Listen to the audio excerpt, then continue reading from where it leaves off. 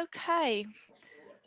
Right, I'm going to start on time because I think probably people will have questions and I don't want to keep people too long in their evening. So I'm Kate Mayhew, even though it says I'm Hodder Education.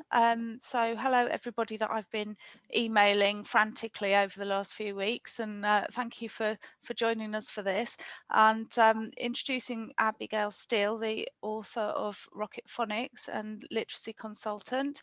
And we've also got Helen Parker, who's the publisher of the Rocket Phonics programme. So Abby, shall I hand straight over to you? Yeah, lovely. Yeah, thank you. Great, lovely. I'll watch the chat, and if anybody wants to obviously interject with any questions you might have, but if you want to use the chat as well, and I'll field that a bit. Yeah, absolutely. So thank you so much, everybody, for coming along and giving your time. Really, really excited to do this session with you today. If you've seen me talk before, I do have a habit of once I start, I struggle to stop. So I may talk fast, I may just keep going, but you're very welcome at any point. There's not that a huge amount of us, so you can unmute and you can ask questions and you can, tell me to stop. Or you can just listen, and then I'll make sure that at the end of the session we have loads of opportunity for Q&A. So I've made some slides. Oh, Kate, can you make me the host, please? And then I'll show you my slides. Okay, should be good to go. Again. Yeah, perfect. Share and present. Let me just get my chat box up as well so I can see that. Super. Kate, if you can't see the slides, let me know. Otherwise, I'll carry on talking. No, you're fine. Super. Okay. So I've planned to do the session like a bit of an introduction. So I'm sort of going from the point of assuming that there might be somebody in the room who knows nothing about Rocket Phonics. So a real sort of like starting at the very beginning to try and be as thorough as possible. Why do we need another program? And this is a question I've been asked, but actually for many years, I felt there's a gap in the market. I felt that some of the commercial programs that are already available are too rigid, they're too prescriptive, and teachers end up just delivering them and not really taking ownership and engaging with what they're doing. Letters and sounds, if you've heard me talk about that, you'll know that I think that it was too flexible. It didn't provide enough support and enough meat on the bones, enough stuff to be able to teach successfully with. So I've always felt there's a gap in the market in terms of what's available. Then, of course, there's the aesthetics, because some of the commercial programs are quite babyish now and a bit outdated, or they're a bit too mature and they don't appeal to our children or appeal to our teachers. And letters and sounds, being a kind of generic guidance, didn't come with any branding, so it doesn't have that kind of nice appeal that you get with a commercial program. And so I like to talk about Rocket Phonics as being next generation phonics teaching. We've learned loads from everything that's gone on the last 15, 20 years in terms of what's available and how we can do it. And now we can build upon that and do sort of the next level of what we need. So some key concepts. These are the things that make Rocket Phonics different from other programs and other provision. Rocket Phonics has a really steady pace. So we're 2 letter sounds per week. That's your kind of basic structure. Now, actually, there's a level of ownership in that you still have control. You're still the teachers. So if you felt, and for example, starting at this point in the year, as part of the trial, that you felt that you wanted to go a little bit faster, you absolutely could. And in theory, you could go a little bit slower, especially with children perhaps that are SEND, so long as you've got a long-term plan of sort of where you want to get to and when. But the basic plan is steady pace, 2 letter sounds per week in, week out, smoothly and continuously across both the reception year and year 1. Another USP is that we've split the skills. So we have Mondays and Wednesdays are specifically blending focused. So all the activities we do are really, really gearing in on reading. Tuesdays and Thursdays, it's segmenting focus. So we're really, really honing in on all the sub skills and the skills we need for segmenting, for writing and for spelling. So Rocket Phonics gives us structure. There is so much structure that you are spoon-fed if that's what you want, but there's also loads of flexibility for you to still be in charge of what you're doing and do it the way that you want. There are weekly and even daily scripted plans if needed. So if you were the kind of person who wanted that security of literally reading off a script, or you had a teaching assistant or somebody brand new, you can literally print off day by day, here is my lesson, and it tells you what to say, the words to use, it's all there for you. But you don't need to use that if you don't want to. You can just use a weekly plan, see which resources to use, you get with the routine, and you just follow the program, and that's your planning. And the other thing that's quite unique is the stimulus. So if you think about the part of your phonics lesson where you're introducing the letter sound, and you think, well, what is it that I do when I sit in that chair and I talk to the children, I'm introducing them to that new piece of code. And the thing that Rocket Phonics has, which is unique, is it has this digital big book concept. So we're using real stories, so real literature, you know, literary story language, pumped full of great language examples, vocabulary, and phonemic awareness to introduce the letter sound. And that's something that's quite different from the things that other people do and what's been done before. There are 12 things which I say are fundamental, and this is unpicked more in the teacher guide. So I'm only touching upon it very briefly now to kind of give you this overarching concept. But there are 12 things that I think are really, really important to be successful with phonics. Having a phonics leader, so having somebody who's going to be in charge in your school of phonics / early reading / English / literacy, somebody that's going to take charge. 30 minutes every day, so making sure that we do have more than the 20 minutes and that phonics happens every single day. That's really important. Regular staff, continued professional development opportunities. Now, it might be that your school only ever needs an annual top-up, or it might be that you do in-house training, that actually you're quite experienced. Your leader maybe comes and gets a bit of training every now and then, but you run in-house training. It doesn't have to be external. Or you might plan in every term to have a bit of training, but some kind of program to make sure that staff feel that they've got a continuous program of training, or that new staff joining get some training. A clear pathway through the code, which we have, because Rocket Phonics is so structured, all of that phase 5 is mapped out for you. There's a really sensible pathway through it. That children are never ever asked to read a piece of text or a sentence themselves on their own that they can't. So this is this idea of using decodable text, that whenever we give them a book to read, if the expectation is for them to do it independently, it contains decodable text that they've been taught the letter sounds before. We explicitly teach the systematic synthetic phonics teaching principles, and that means that all of our teaching, all of our resources, all of our assessment, everything always comes back to knowledge of the code, blending, segmenting, handwriting. That's our one knowledge point, knowledge of the code, the alphabetic code, and our 3 skills: blending, segmenting, handwriting. And throughout, I'll talk about how it always comes back to that. You'll see it on the assessments, you'll see it in the practice books. It always comes back to those 4 simple points. Number 7, we follow the teaching and learning cycle. So you're probably very familiar with this from letters and sounds and from previous phonics, that we follow that teaching and learning cycle, that our lessons revolve around revisit, review, teach, children practice, children apply. Number 8, that we have this mentality that the children are going to keep up. We're going to help them keep up. And because we have that slow pace and it's all very structured, it's not overwhelming.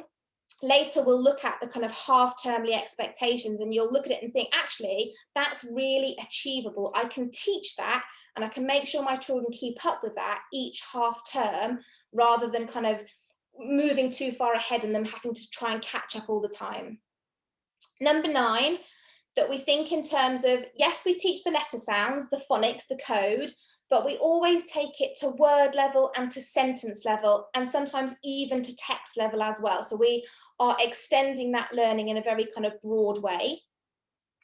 Number 10, this notion of core versus enrichment. So we have our core teaching, our core structure, our plan, our content, our coverage, our lesson, like our daily lesson, but actually That's different from enrichment.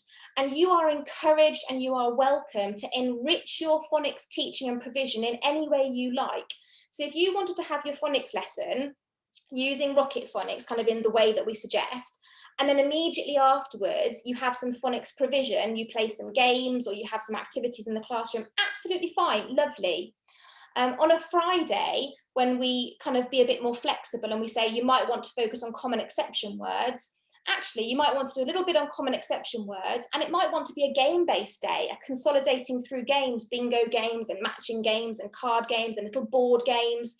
So enrichment's really important, but we need a clear distinction between what is our core teaching and what is our enrichment provision.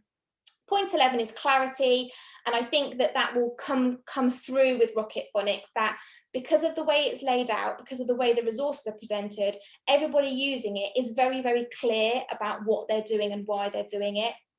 That's a really important one when it comes to Ofsted. If you have Ofsted coming in or people coming in to talk about your provision, they're looking for you to be able to articulate what you do and why you do it. And number 12, details, just another concept to have in your mind of having attention to detail. So paying attention to detail of the way children are holding their pencil. Are they holding their pencil correctly? Have they got good posture in their seat? If you're doing work with mini whiteboards, do the pens all work? Do you have board rubbers so they're not rubbing it out with their sleeve? Kind of the little small details that keep the standards up actually have a surprisingly big impact. So those are 12 fundamental points that are kind of core important concepts when it comes to phonics. And actually, across any program, you should see those things. Those things are really fundamental. But there are other things that you have much more control and ownership over. And again, this is expanded for you in the teacher guides, things like grouping. So the idea of Rocket Phonics is that you teach as a whole class. So whole class, everybody has the same input, everybody has the same pupil practice book, but you differentiate with the amount of support you give and what they might be doing, so the depth or the breadth of the practice they might do. However, it's up to you. I'm not going to absolutely dictate that to you. If you have enough staff to cope with groups, or if you really feel you have a need, and I know some of you have already voiced that you feel you have such wide differentiation, you would prefer to run as a group, absolutely fine, you can have groups, not a problem. That's not my decision, that's your decision. Pace and progression, we lay it all out, it's all planned out for you, but if you wanted to play around with that pace, up to you.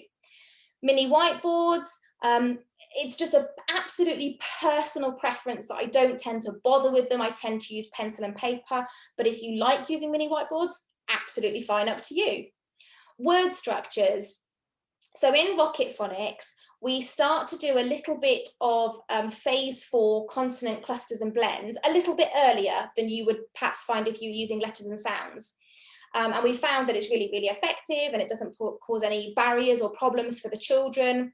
But if you found you had some children who are really struggling with that and you wanted to build in a bit more of that, absolutely fine, do more of that.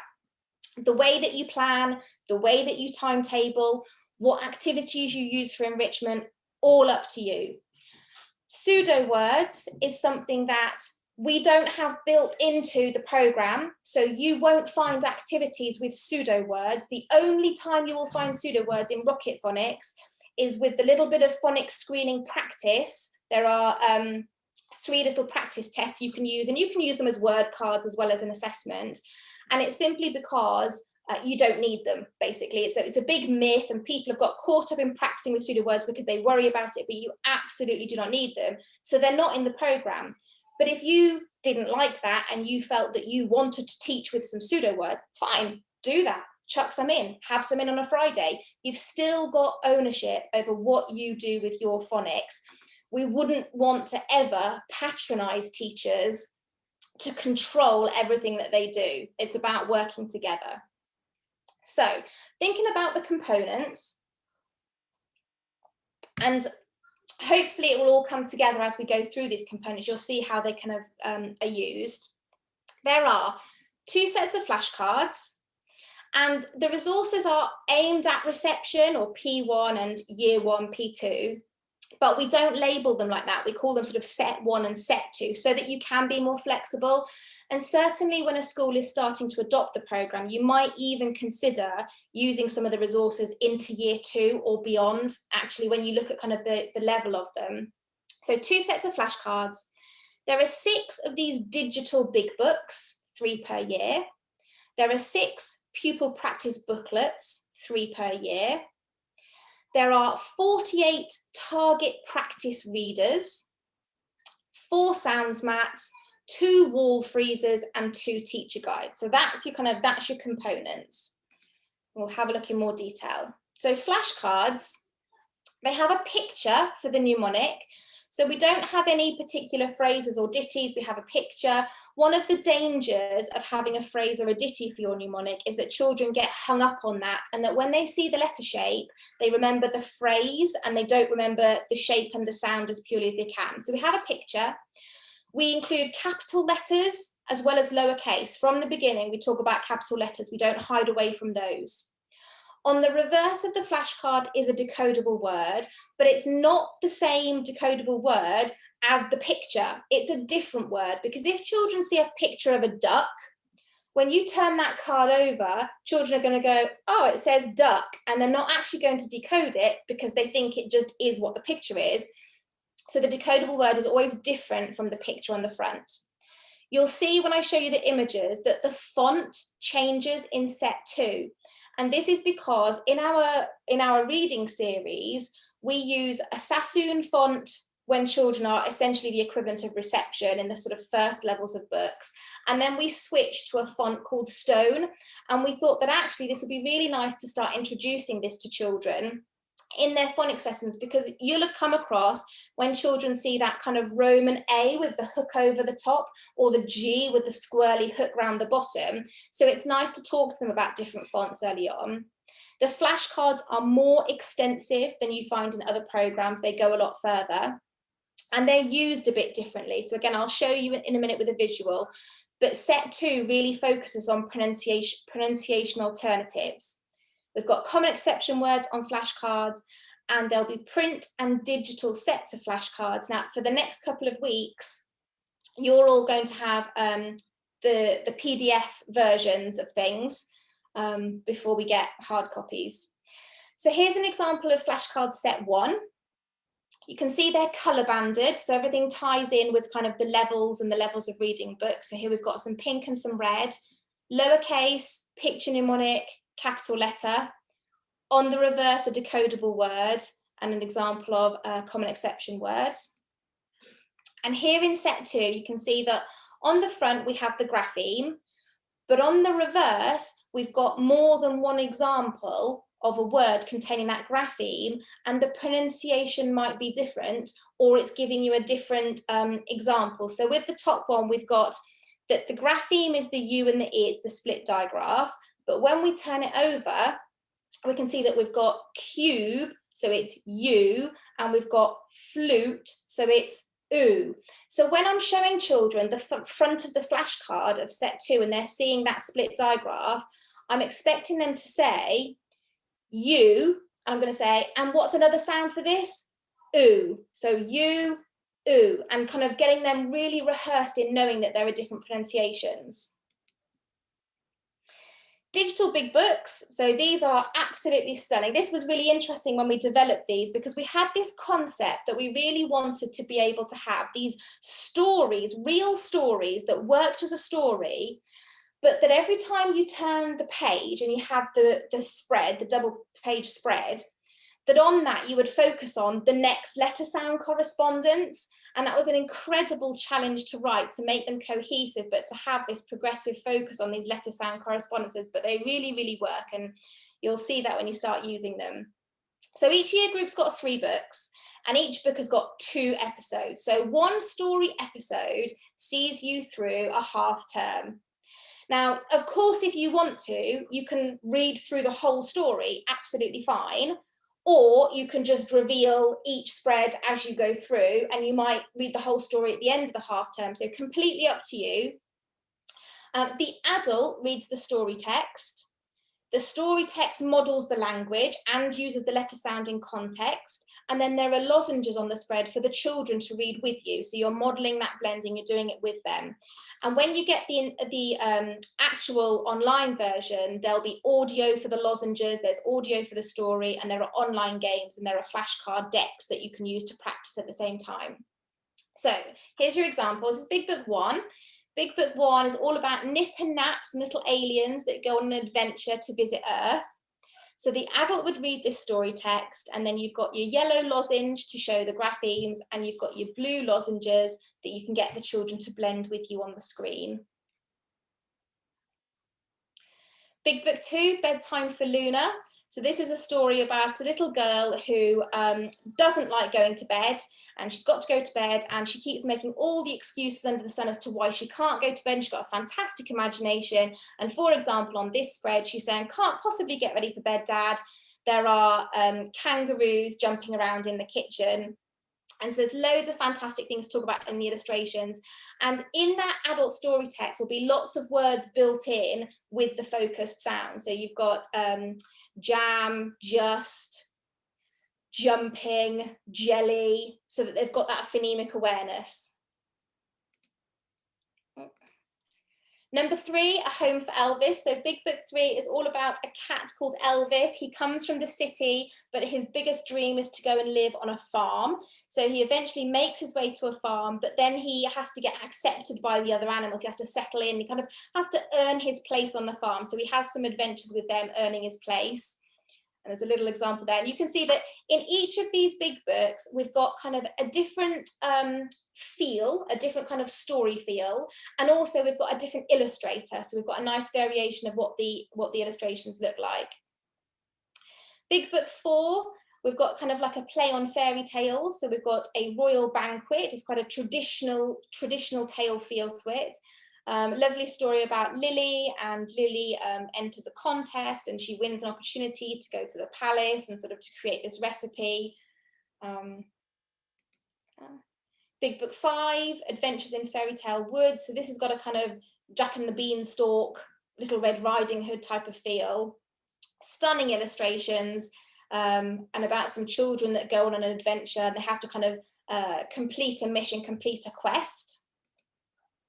And Big Book 6, Benji and the Robot. So about a little boy who becomes friends with a robot, and actually the robot turns out to be from another planet. So he's not just a machine sort of from planet Earth, he actually comes from another planet, and then Benji ends up having some adventures with him.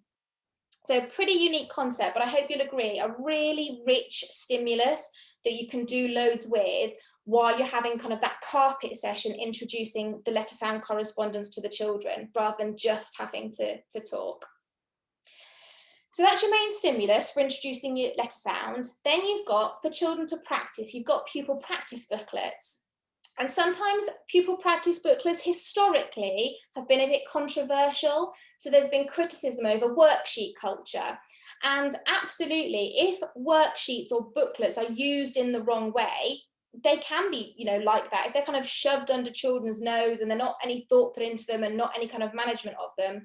Well, really the concept behind these pupil practice booklets is that all of the skills that children need to practice what you've taught them are literally mapped out on a piece of paper. And if you're learning to read and write, what better, what more fit for purpose practice can you get than actually some reading and some writing? So it's really, really appropriate, and they've been really kind of carefully designed. So one booklet would last for 12 weeks. So it's an entire term per booklet, so 3 per year. And these directly support the practice and the application parts of the lesson. There's a lot of time efficiency. So we're often hearing in phonics about we need to be, you know, have pace and be efficient with time, and we have to get everything packed in. And because children get into a routine with these, they know exactly what the structure is, they know roughly how long it's going to take, they know what your expectation is. They actually start to get very, very quickly on board with them, and they're very excited to fill them in. And I'm very excited for you to give these a go, because when we trialed these previously with some schools, they voiced some concern. They said, oh, I don't know how our littlies are going to feel about this. This is very ambitious, this is very paper-based. And we had to say, look, give it a go, gently, gently, you know, see how you get on with it and see what happens. And it's honestly magical, the way that children take to these. So you can use them a little bit flexibly. The idea is that you would literally have, for example, your big book input or your adult input, then children go to their pupil practice and it's a page per lesson. So the idea is you would do that page and that would be your lesson. However, you don't have to do it that way. You could, for example, split it up across different sessions. So you might find that one page is a lot for your little children and you might want to do just some of the activities and return to that later. You've got your Friday flexible time, you could return to it in the afternoon. The fact that it's in a little booklet, it is paper-based, means you can revisit, you can go back to that learning and it's not lost, how it might be in the way if we just did it on a whiteboard and didn't record it. The concept is that you would have the same content, the same lesson for all pupils, but the differentiation is in the level of support you give them. So some children are going to get on with it and work with a partner or work by themselves and kind of knuckle under whilst you're supporting some of your weaker children, and then you come back to your other children. But as I've mentioned, if you feel you want to work in groups, absolutely fine, not a problem. And some children you might expect them to get to a certain point, and some children you might expect them to only perform a few of the activities and leave it for another time. But children really get very engaged in a sense of pride. They take a lot of pride in their written work.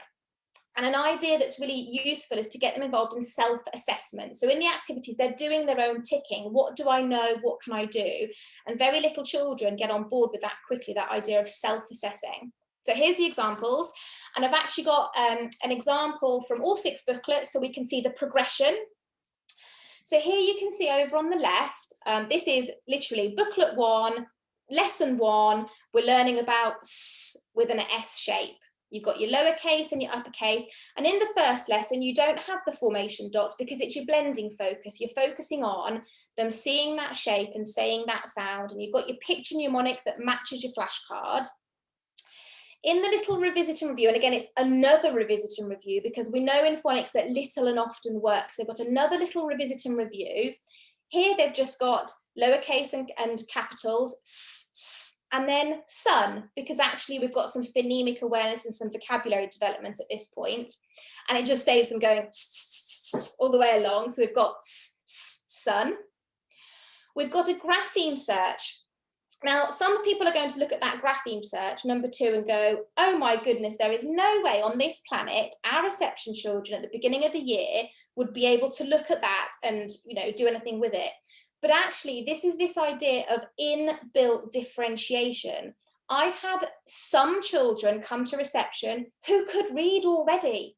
And if you have a child that can read already, I don't want to race them ahead and start them on a different, you know, a different part of the code and have to be teaching in groups. I'd like those children on this first lesson. I want all of us to go through all the code, but I'm providing them with a little bit of stretch and challenge. So we haven't yet taught any of the sounds in that sentence, Sam sits on a mat, other than today we're teaching S. But some children can already read, and some children come from nursery and they do know some of those sounds. So this gives you that opportunity to develop those children. And the children that can't, it doesn't matter because an adult is supporting and they're just looking for the shape of the S, and then having a little count of how many did they spot. Having that, how many did you spot? Cross-curricular, little bit of counting, but also children quite like that little challenge. It gives them a little bit of a focus. Then we've got some pre-blending, so match the letters to the pictures. And of course, we know they all begin with S, but it's just starting to get them into this routine of looking at the picture, saying the word, finding the shape, and drawing the line to match it. So we're just starting on a bit of a routine. And at the bottom, number 4, colour the items that begin with S. So again, phonemic awareness, conversation with the adult, vocabulary, little bit of colouring, because that doesn't hurt anybody, children love it. Then in the middle, you've got the next day. So this would be the Tuesday. They've had their input with you, and now everything's focused on segmenting. So now it's a writing focus. So now we are going to look at the formation of the S. And this time for revisit and review, they're doing the opposite skill. They're not looking at the shape and saying the sound. They're listening for the sound, and then they can point to the letters and the pictures. And it's just about building up the routine for later in the program when they can do this much more independently. Then they've got a chance to have a little practice at writing. And if you felt strongly that your children would not be able to write at this sort of size, fine, do it on a whiteboard, do it on a piece of paper with a coloured pen, not a problem, that's your choice.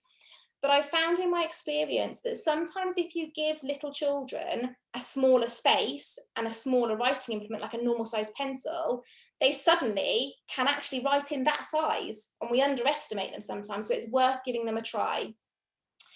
Then we've got for pre-segmenting, they say the word and they just write the shape. So again, it's a writing focus, listening and writing, and then a little dictation. And over on the other side, over on the right, this is an example of some pages a bit later on. This is an example Friday session, common exception lesson. You might not need this common exception word lesson because your children might all be completely secure in I and the, but you might want to use this as part of your program, as part of making sure that you've covered everything. And then you've got some little sentences that some will be able to decode and some might not yet be able to decode, but they can do it with some support and another dictation. And it is the same pattern, that same kind of routine all the way through. But as I flick through the further booklets, you'll see the kind of progression and the build up. But we've got the same layout, the same structure, blending, then segmenting. This one on the right shows a consolidation lesson. So sometimes there are these revisit and review consolidation lessons where you might go back. You might decide that your class doesn't need to go back over and they've cracked it. They don't need that extra practice. You could use it as homework.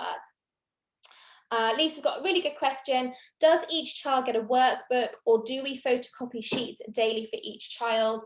Ideally, they have a workbook individually themselves. It builds up a really nice record that you can go back and see, and you can use it really flexibly, and they have this sense of pride. Certainly for the immediate starting now, because we're hitting the ground running and still things are still kind of like coming off the press, you'll be printing off what you need for the immediate. But ideally, they would have their own workbook. Each child would have one that lasts 12 weeks, so they're going to need 3 in a year. This is from Pupil Practice Booklet 3. So this is coming, this is kind of summer term now, summer term reception. Same routine, same type of activities, but there is the progression in the content and the level of what they're doing. We'll get the booklets to you as soon as we get. Oh, perfect. Thank you, Kate. So Kate's saying she'll get the booklets to you as soon as we get them from the printers, which is great to know. Now, this is practice booklet 4. So we're going to look at 4, 5, and 6 now. So this is what you'd be doing in year 1. So in year 1, it's the same structure, but a little bit of progression in what we're doing, because now we've got, here is the grapheme and here is the little picture cue. So actually, we know this grapheme as I, but now we're learning it as I, as in child. So that matches the flashcard. We've still got our revisit and review. So children go through and they can do it with a partner or by themselves, and they'll be going through and saying E, E, E, A, and ticking those off. Then they've got some blending practice, decode and tick each word, so word blending. Then they've got a grapheme search. Absolutely love a grapheme search. I think you can get loads of value for them. So it's specifying, find and circle all the I as the letter I graphemes. And that's quite a good one for, you'll see as well, which children's just look for the letter. So they'll circle the I as well as the I, and which children really focus on, actually, it's the I, but it has to be the I sound. So it's the letter I with the I sound. And that can really bring some of them on when you start to get them to think about, no, you don't just circle the letter, it has to represent the I sound. Of course, children, when they first do those grapheme searches, they whip through and they're so excited about finding the grapheme, they don't actually read the text. So the lesson plan, of course, will tell you that the children need to go back through, they need to read it with a partner. And then there's a little question at the bottom, a little comprehension question, so that if you haven't got to the group yet of saying, let's go through it, I'll read it with you, there's something they can be answering while you kind of bring them together and do that. And I would always, and again, this is how I support my weakest, I would always judge the point when most children have finished this practice, and then say, right, everybody eyes on me, let's read it together. And we would do choral reading. So we would all put our finger underneath, let's read together, Kate was a kind child, etc. So kind of giving them that reinforced practice.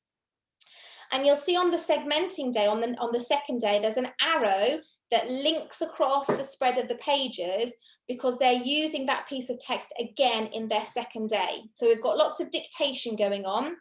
They've got listen to the sounds, point to the graphemes, or you can get them to tick them off, listen to the word and write the word, find and write the words from the text on page 2, and then a sentence dictation as well. And then a little example here of, again, like a consolidation lesson, like revisiting it and consolidating, but this time you've got different letter sound correspondences together, because of course we don't always want them to see something in isolation. We want them to be having the conversation of, oh yeah, this is I, and this is I, and this is I, and this word has this I, etc. So that's booklet 4, start of year 1. Booklet 5, same structure, progression in obviously the level of the words. And booklet 6, same structure, progression in the words. So it's quick, efficient, it practices the exact skills children need to practice. Boom, boom, boom, all those skills done, all the revision, all the repetition, all the building up gently, loads of things there. So that was the pupil practice books. I'm gonna take a little sip and a breath. Okay. Then we have target practice readers. The target practice readers essentially are like reading books, the same as we already have Rocket Phonics reading books, but target practice books focus in on smaller amounts of code. So where we might normally in Rocket Phonics have 8 or 10 pieces of code at that level, this breaks it down into smaller steps.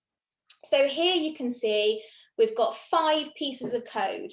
So those 5 pieces of code will have taken you 10 days to teach, because we do one over, everything. So every 2 weeks, 2 target practice readers become fully decodable.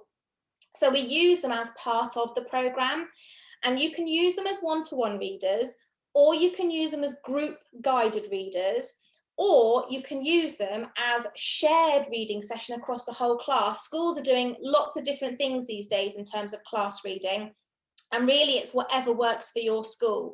Fantastic if you can do a whole class session where you have 1 book each or 1 book between 2, and you kind of guide them all through. And if not, then a group guided session, and you kind of timetable that in across your week. And like I say, every 2 weeks, a new 2 books become available. So essentially it's a book a week that you can use for guided reading or targeted group work or shared reading. They align with the same color progression that we use in Rocket Phonics anyway, and align with book bands. So you're probably familiar with this, sort of pink and red. We've worked really, really hard to try and get a good range of diversity, representation, fiction, some non-fiction, things that are relevant, things that are attractive to children. And here we have some examples of yellow through to blue, through to green. Really good question. What about if we send books home to practice? You absolutely can use these as your home reading book practice. You can use them as well as using them in class. So some schools, because inevitably schools will use these differently, you can use them where you use the book in class and you read it and you teach it and you do either group guided or shared or one-to-one.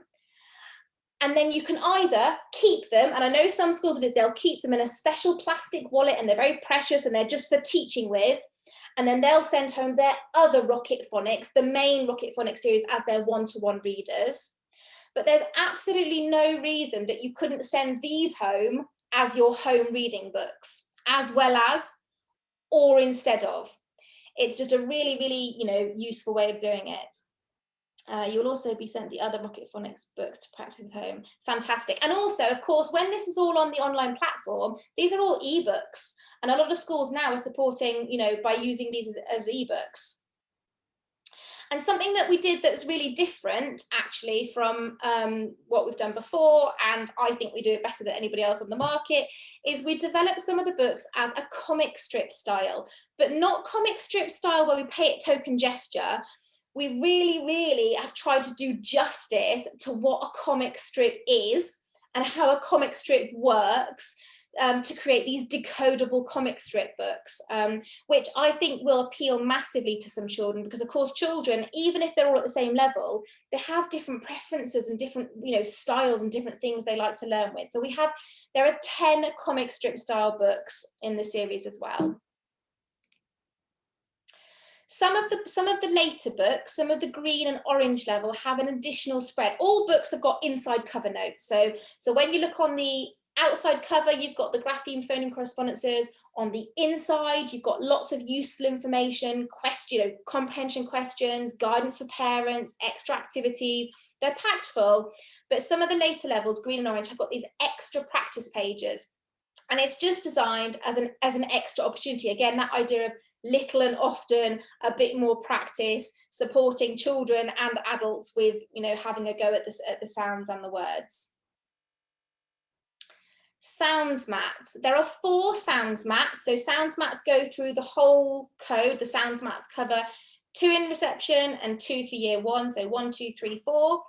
The pictures and the words match the mnemonic, so it matches what's on the flashcard, it matches what's on the frieze, so it all ties in together. So children learn that when they learn about they learn octopus, and it sort of helps them to remember.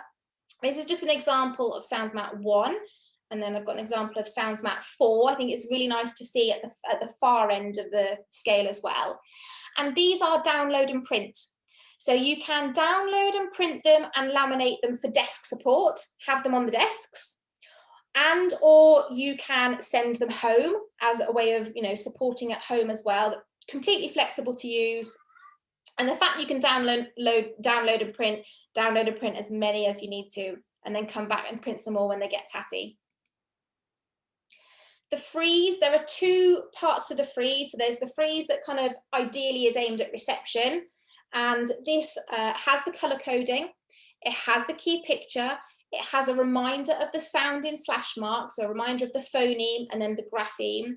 It has the letter formation, and this is download and print. So the idea with the frieze is that you would download it and print it, and then you would display it either around your classroom, or I would probably clear off a big display wall and put it all over the display wall, because this is what children are going to refer to when they're working away in their classroom and they need a reminder.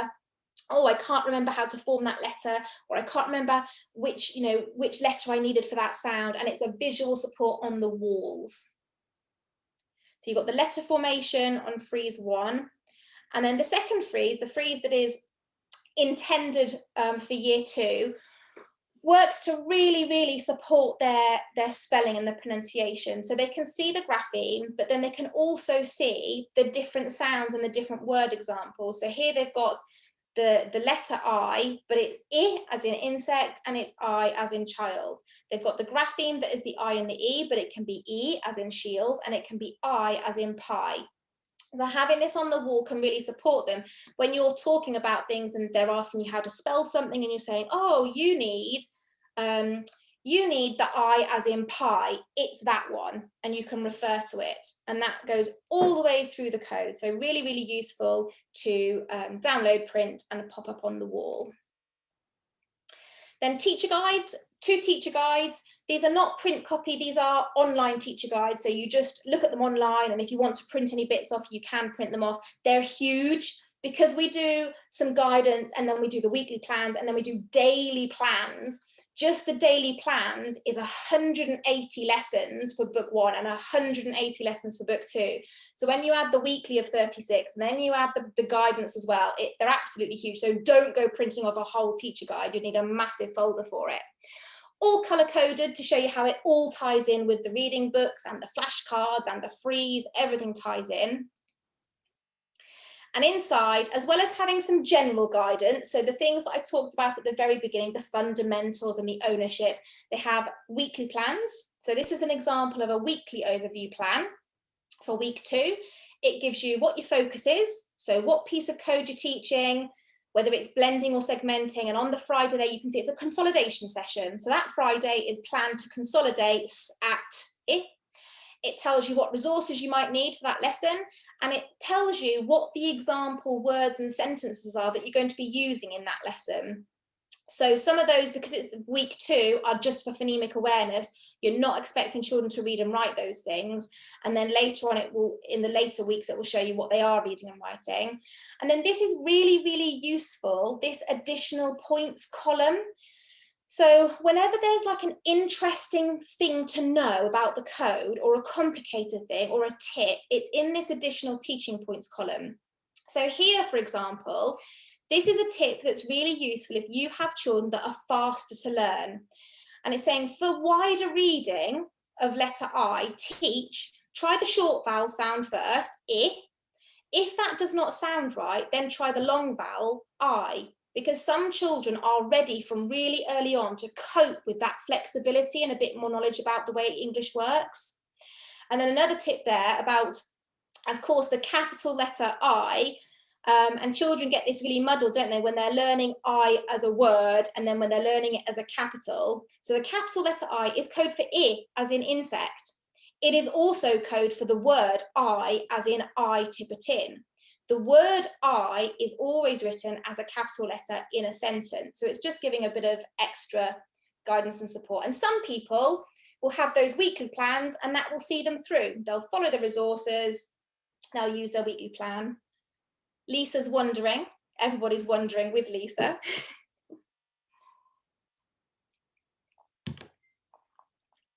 I'm pausing while she types. We are all wondering how to challenge the high attainers. So hopefully you will find throughout lots of content that does stretch them. So in those pure practice books, you have got words and sentences that do reach them. But actually, when, for example, you're doing things like the dictation, there are example words and sentences that you can use, but you can use your own. So if you felt like you had a child that needed that extra level of challenge, challenge them. And if you felt that you had a child that was accessing a higher level of code, don't ever be afraid from exposing them to code that's coming up in the future that you haven't taught it officially yet, because your official teaching is plodding along, but actually you know that child can cope with that. So for example, if I had some children in my reception class that were particularly faster learners, they were really, natural readers and writers, I probably would show the year 1 FRIEZE on my wall and refer to it and talk about things like the letter I as I, but it's also I. Even though I'm teaching the lesson for I, I'm telling little Alice, actually, Alice, it can be I as well. And there it is on the chart, and there's the piece of code, and there's the knowledge. So never, ever shy away from adding things or stretching them in that way. You can also challenge them with the level of independence. So really getting them to take more responsibility of working independently, supporting others, etc. And there is guidance. There's also some guidance in the teacher guide specifically about challenging high attainers. There's a page about loads of top tips for it. This is an example of some daily lesson plans. So here we've got the side-by-side daily lessons for what would be, so week 4 lesson 3, so that would be a Wednesday, and week 4 lesson 4, that would be the Thursday. And this is looking at the D, letter D as D, with a blending focus and a segmenting focus. And this is just to kind of give you, show you what it would look like if you wanted that daily plan, or a teaching assistant or a supply teacher was delivering for you. You could print that off, and it literally takes them through session aims, what resources you need, what to do in revisit and review, some top tips, things like, observe the children as they say the sounds. If they hesitate, model the sound and ask them to repeat it. And I think sometimes if we're more experienced with working with phonics, we take for granted the little tips like that. And sometimes if we get a newer member of staff or a supply or teaching assistant, those tips can be really useful. literally takes you through, you know, show the flashcard, this is what to say, look at the big book, this is what to say, this is what to do for pupil practice. And then you've got your pupil practice booklet content and answers. So it gives you the little dictations and it gives you the answers that are in the books there as well. It also gives you on the segmenting day some words that you can model with for segmenting. So on week 4, lesson 4, the segmenting lesson, under teach, it talks about modeling segmenting using dashes as a written scaffold. And on that segmenting day, your flip chart or your whiteboard is your absolute key tool to do lots of modeling for the children of how to segment.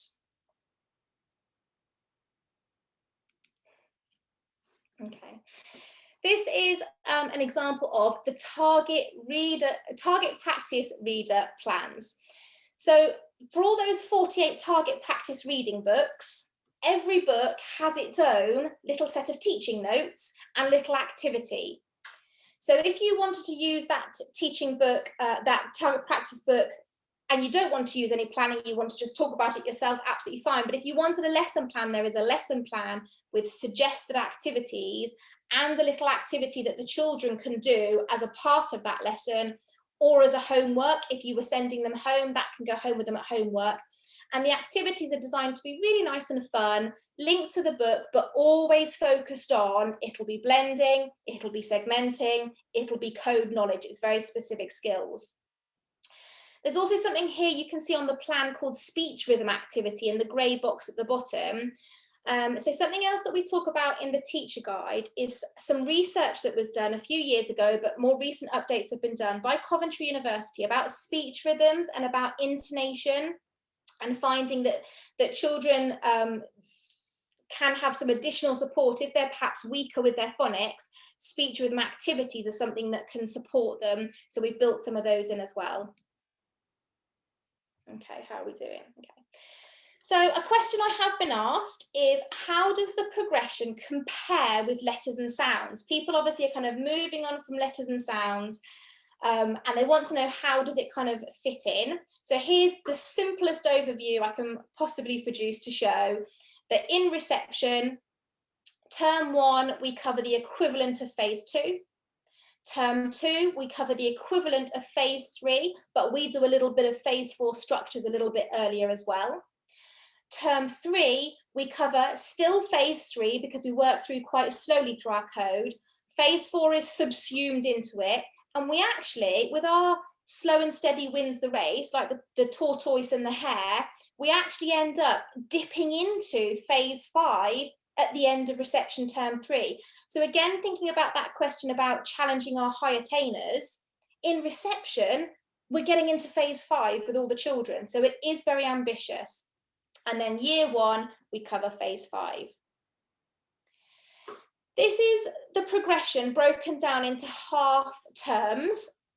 And I managed to get 2 half terms on each screen to give you a visual of what that would look like. So reception, autumn, from starting in September up until Christmas, you can see the amount of code that we cover, that we are looking at CVC words, words with double letters, 2-syllable words, and there's our common exception words as well that we cover there.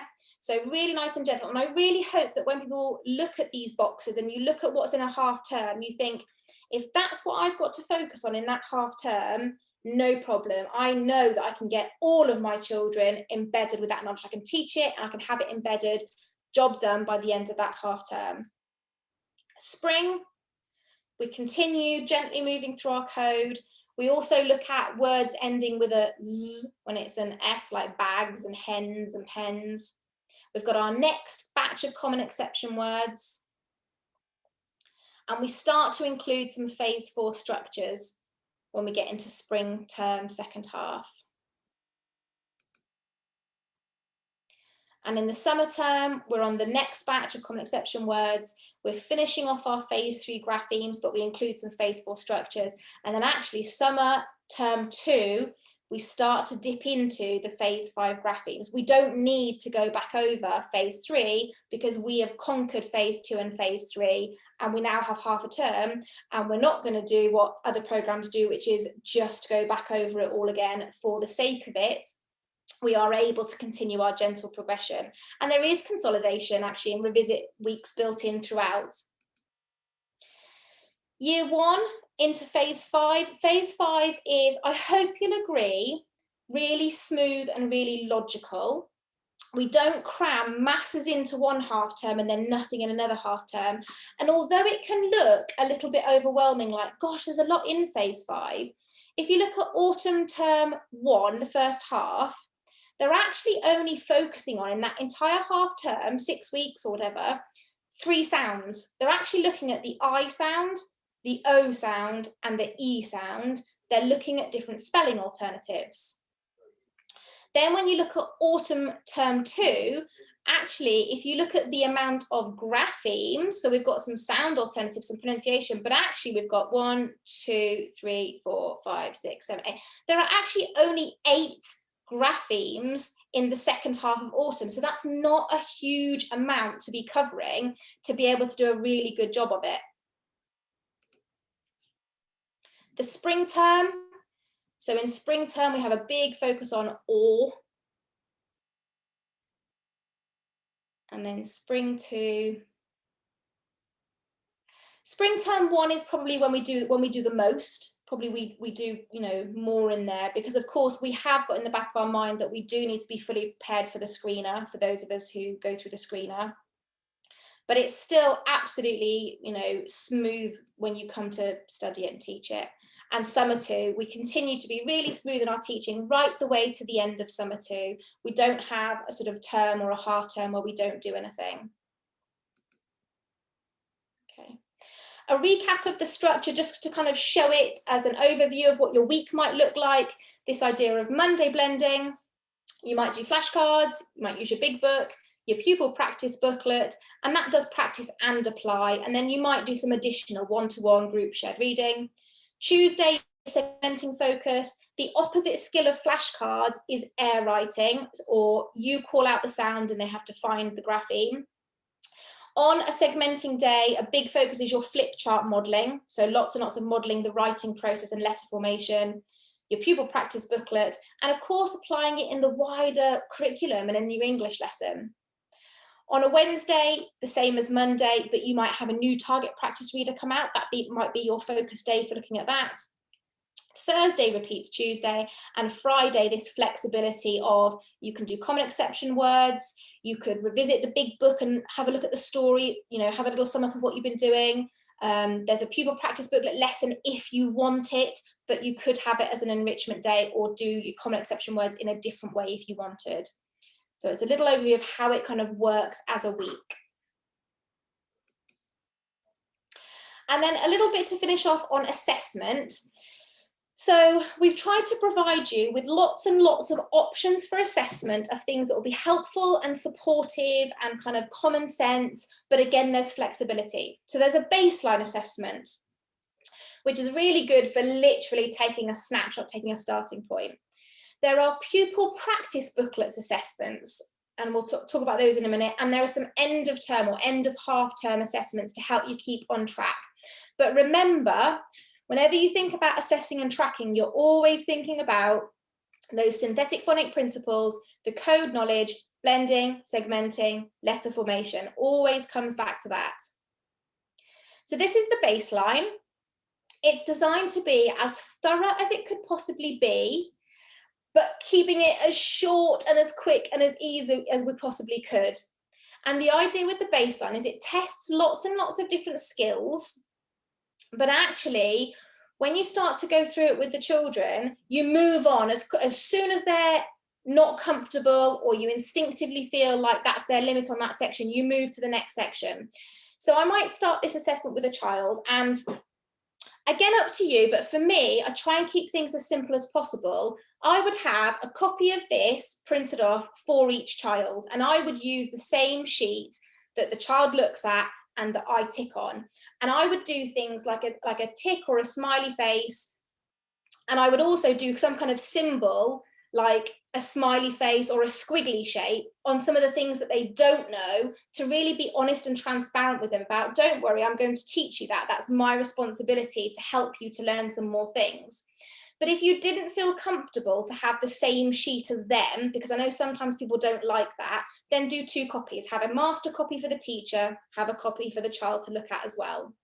But I just like to keep it simple, which is why there's not a pupil version and an adult version. But I would sit with the child, and the first thing I want to check is letter sounds. Can they say the sounds? And we might go through the top row, s, a, t, I, p, n, d. And then they're starting to struggle. So stop. Stop and move on to the next section. I wouldn't ever make a child sit through things that, you know, they can't do. Then it tests some oral blending. So the adult says the sounds t, o, p, and you're listening for, can the child tell you the whole word top? Oral segmenting, the opposite. The adult says a word like cot, and you're looking for, can the child break it up into k, o, t as separate sounds?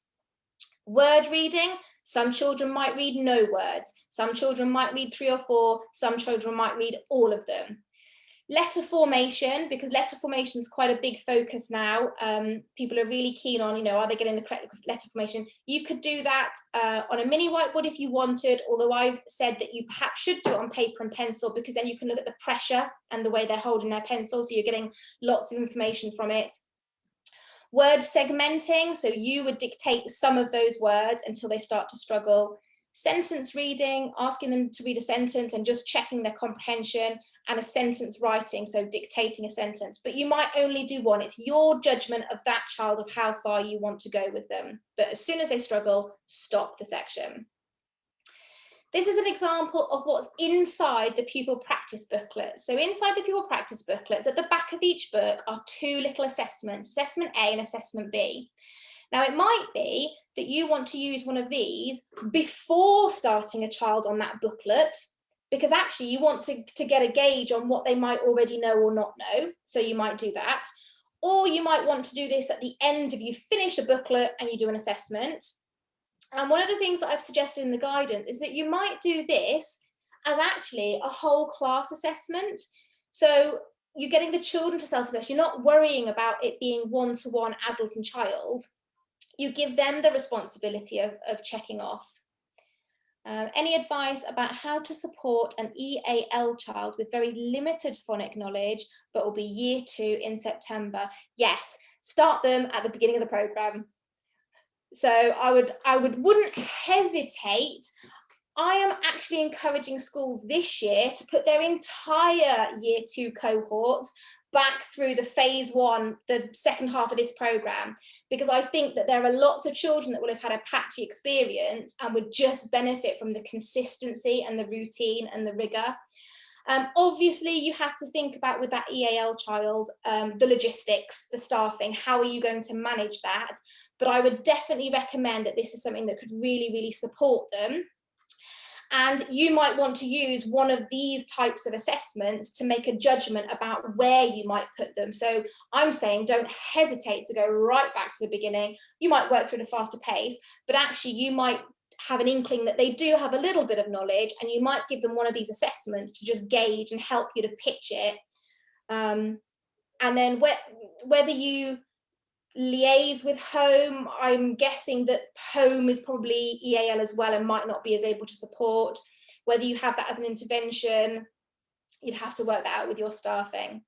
But the idea of these assessments is that they should be quite helpful for you to make a quick, easy decision about where somebody is and what support they might need. These are the end of term or end of half term, because there are 6 of them per year. And the idea with this kind of assessment and tracking is that one of the things that across all the programs nationally, one of the things that we know as a country is that success in phonics is influenced by how carefully and how much we keep on track of children as we go along. So if we have this kind of 6 weekly idea of every half term, little quick assessment, every half term, little quick assessment. Now that said, some schools might not want to do that. They might want to do one every full term, one every 12 weeks, and that is absolutely fine. It's down to the individual schools. I wouldn't want to be so controlling. However, obviously, because you're in a trial, Kate will give you a steer on what she needs from you for sort of tracking the progress. Me personally, I see assessments as they're just like an activity. They're not a big deal. These are very not stressful for children. It's very simple.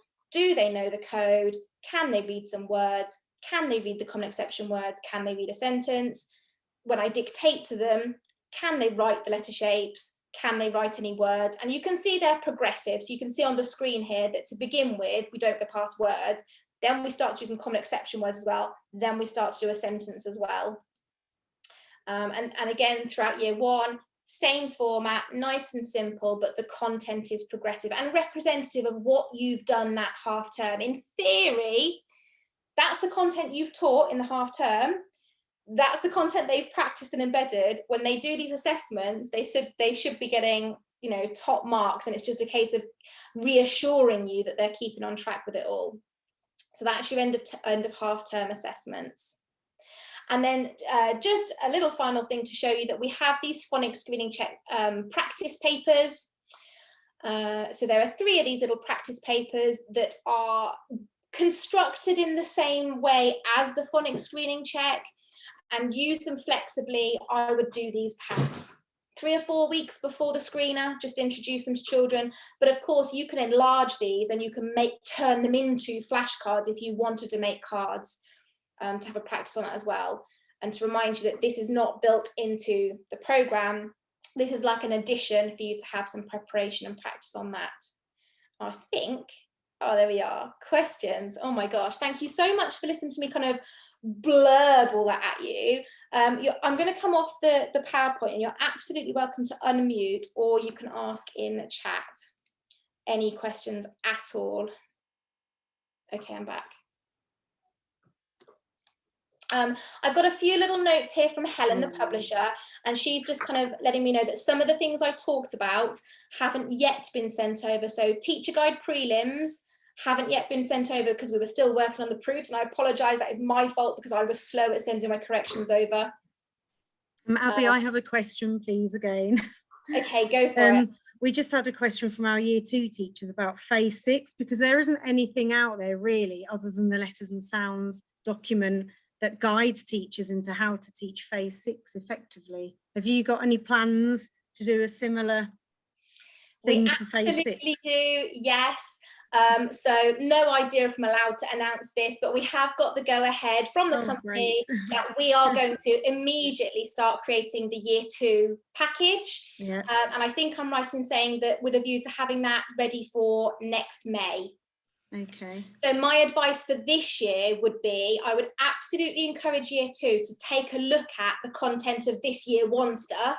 Yeah. With a view to that, actually you might, because of all the COVID lockdowns, you might want to just put your year 2s through that, as well as keeping obviously letters and sounds phase 6 in your mind as well, to add any bits that are not there. Okay, but it's certainly very thorough. All the phase 5 stuff that we've got is deep and thorough. So, okay, yeah. Thank you. I've got another question in the chat. Any suggestions on managing the teaching in a multi-composite so it's manageable and everyone is having the full teaching cycle? What do you mean, Sarah? Do you mean with different age groups in the same? Yes, we have a multi-composite reception, year 1, 2, 3, or equivalent P1 to 4. So it's just how I was kind of thinking we could do Monday, Wednesday with one group, and then Tuesday, Thursday, but it's just kind of making sure that everybody gets what they need. So I suppose it maybe hasn't been trialed, but often when we do things, it's always geared to straight year groups. So it's going to be kind of interesting managing. I just wondered if you had any pointers. But I suppose it's the same as managing different groups when you're teaching, isn't it? But yeah, it is. And a lot of that will literally come down to what your timetable looks like and what staffing you have to hand. Because if you have a second pair of hands, if you're a teacher who has a teaching assistant full-time, your right-hand person, you can split and you can teach at the same time. If you don't, if it's you and you cannot rely on that additional support and you're having to juggle things, I would probably have some kind of, because you've got like across 3 different year groups as well, haven't you? It's not just a split year 2 groups, you've got multiple. So I would literally have some kind of system where I get one group up and running while they're, so for example, the children get so used to the routine of like their pupil practice books, I would have maybe my older children or my faster to learn children starting the session on their pupil practice book, working with a partner, you know what to do. We did that lesson yesterday, now you just get on, while I'm giving input to this group, and you cannot disturb me, but they've got loads to do. They're not going to disturb me, they've got loads to do. And I'm going to give my input here, and then when I get them started on their pupil practice book, I come over here, and I would juggle like that. I would consider though, the big books are so fabulous and there's nothing wrong with children revisiting that content over and over, that I would consider delivering some of that big book content to all of them to have quite a nice kind of, we're all learning the code, you know. And so, for example, I might be using a big book to teach insect and that's the main lesson, but I'm talking about child and other spellings of I, and looking at my freeze and looking at my sounds mat and having those children working on their pupil practice book, even though they had the input of the you're going to have to play with it.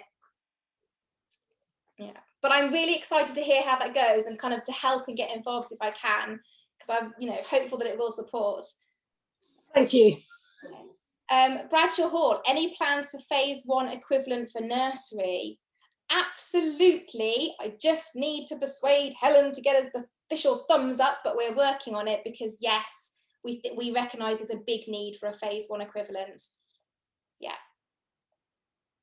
So hopefully that will follow soon afterwards.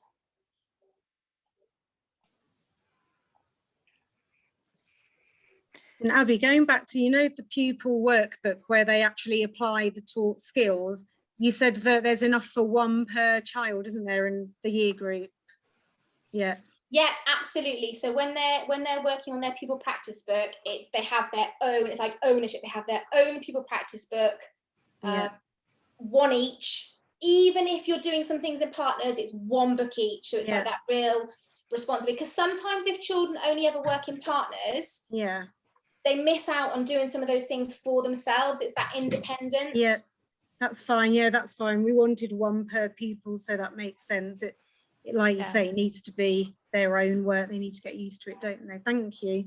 We'll be sending them through to you as soon as we can. Yeah, that's we're fine. Just waiting on printers, and then some of the other resources were held up in the whole Suez Canal issue. So we're waiting on target practice readers to we'll come just from get that, the digital copies and all the other digital accessible items soon, won't we? Yeah, so you've got access to some of them now that I sent you on Friday evening. And we'll make sure you've got everything digitally this week. Okay. And then when we get the printed versions through of the target practice readers and the pupil booklets and the flashcards, we'll send those. Thank you very much. That's great. But I hope this has been really helpful, and I hope ultimately it's kind of given you information and an overview about kind of the design and how it kind of comes together, but also reassured you that if there's things that you've got your own questions or your own ideas or you're not sure, that to go on your own initiative, actually, that you are professionals, you are qualified teachers, not to worry about, oh gosh, what would Abby say, or is it supposed to be like that? Chances are, if you're thinking it, then you're right, because that's what we do. That's, you know, I think sometimes we, when we try and follow a program, sometimes we lose our confidence in doing our own thing. And I want you to know that there's the structure and that flexibility.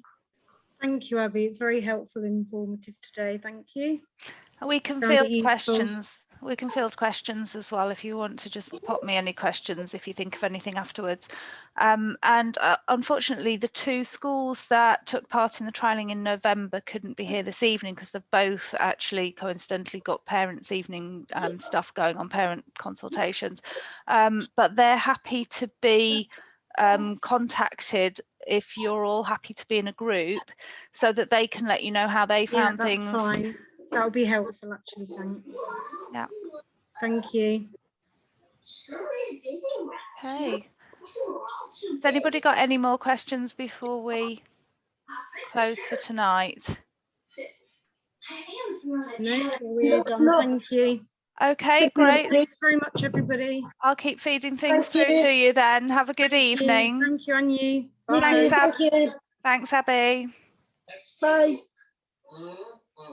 谁啊？Yes, I suspected you would come down.